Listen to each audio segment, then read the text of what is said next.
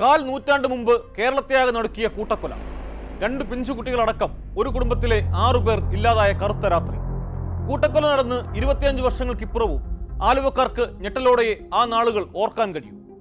കേസിൽ ശിക്ഷിക്കപ്പെട്ട പ്രതി ആന്റണി ജയിലിൽ നിന്നിറങ്ങിയിട്ടും ആലുവ കൂട്ടക്കൊല കേസിൽ ദുരൂഹതകൾ ബാക്കിയാണെന്ന് കരുതുന്നവർ ഏറെയാണ്.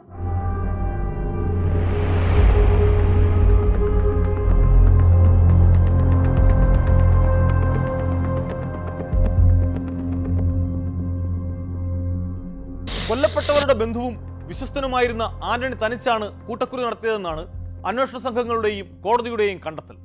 ആസൂത്രണമില്ലാതെ പെട്ടെന്നുള്ള പ്രകോപനത്താൽ 6 പേരുടെ ജീവനെടുക്കുകയാണോ അന്ന് ആന്റണി ചെയ്തത്? അതോ ചിലർ വിശ്വസിക്കുന്നത് പോലെ മാഞ്ഞൂരൻ കുടുംബത്തിന്റെ ബിസിനസ് രംഗത്തെ ശത്രുക്കൾക്കും അതിൽ പങ്കുണ്ടോ?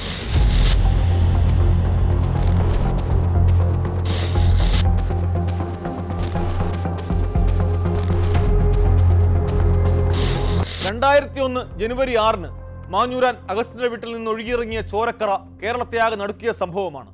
ഒരു വീട്ടിലെ 6 പേർ ക്രൂരമായി കശാപ്പ് ചെയ്യപ്പെട്ടിരിക്കുന്നു. ജനുവരി 6 രാത്രിയായിരുന്നു കൊലപാതകങ്ങളെങ്കിലും 7-ാം തീയതി രാത്രിയാണ് അത് പുറം ലോകം അറിയുന്നത്. അതോടെ കാട്ടുതീ പോലെ വാർത്ത പരന്നു. ആലുവക്കാർ ഒന്നാകെ മാഞ്ഞൂരാൻ ഹൗസിലേക്ക് ഒഴുകി. ആ വീട്ടിലെ ഗൃഹനാഥനും പ്രമുഖ വ്യവസായിയുമായ മാഞ്ഞൂരാൻ അഗസ്റ്റിൻ, ഭാര്യ മേരി, മക്കളായ ജോസഫ്, ദിവ്യ, അഗസ്റ്റിന്റെ അമ്മ ക്ലാര, സഹോദരി കൊച്ചുറാണി എന്നിവരാണ് കൊല്ലപ്പെട്ടത്. അഗസ്റ്റിന്റെ ഭാര്യ സഹോദരൻ പകൽ പലതവണ ഈ വീട്ടിലേക്ക് ഫോൺ വിളിച്ചിരുന്നു. തന്റെ വീട്ടിലേക്ക് വരുമെന്ന് പറഞ്ഞിട്ടും എത്താതിരുന്നതിനെ തുടർന്നാണ് അദ്ദേഹം വിളിച്ചുകൊണ്ടിരുന്നത്. ആരും ഫോൺ എടുക്കാതിരുന്നപ്പോൾ അടുത്തുള്ള വീടുകളിലും വിളിച്ചന്വേഷിച്ചു. എവിടെയെങ്കിലും പോയതായിരിക്കാമെന്നാണ് അയൽക്കാർ കരുതിയത്. വൈകിട്ട് ഭാര്യ സഹോദരനും മറ്റൊരു ബന്ധുവും വീട്ടിലെത്തി. വാതിൽ പൂട്ടിയിട്ടില്ല. അകത്ത് കയറിയപ്പോൾ കണ്ടത് ഞെട്ടിക്കുന്ന കാഴ്ചകൾ.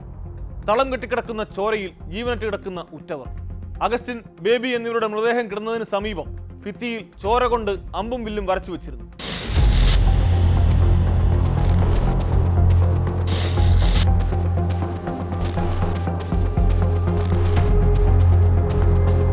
ആദ്യഘട്ടത്തിൽ പോലീസ് ഏറെ വലഞ്ഞു. ആരുമായും ശത്രുതയില്ലാത്ത കുടുംബമായിരുന്നു അഗസ്റ്റിൻ്റേത്. അതുകൊണ്ട് തന്നെ വ്യക്തിവൈരാഗ്യത്തിനുള്ള സാധ്യതകളില്ല.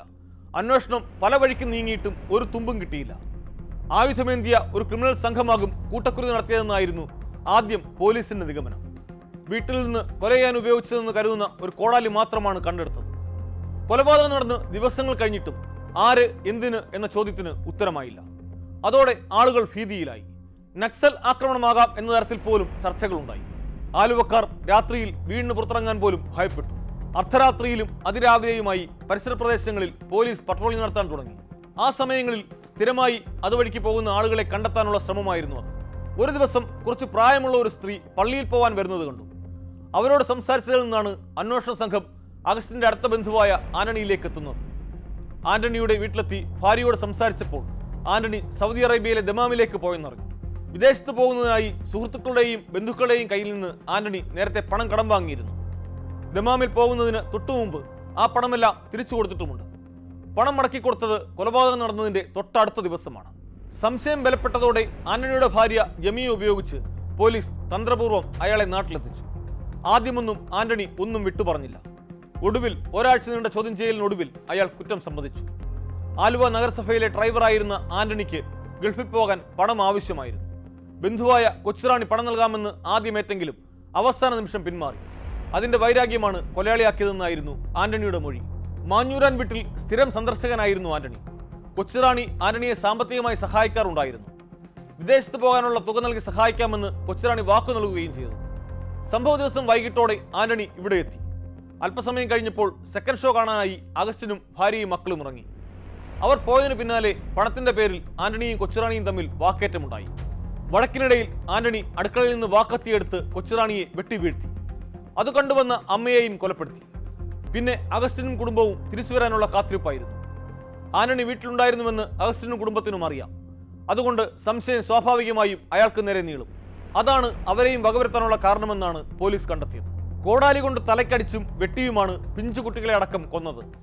കൊലപാതകത്തിന് ശേഷം അഗസ്റ്റിന്റെ കയ്യിലുള്ള പണവും മരിച്ചവരുടെ ആഭരണങ്ങളും കൈക്കലാക്കിയാണ് ആന്റണി തിരിച്ചുപോയത്.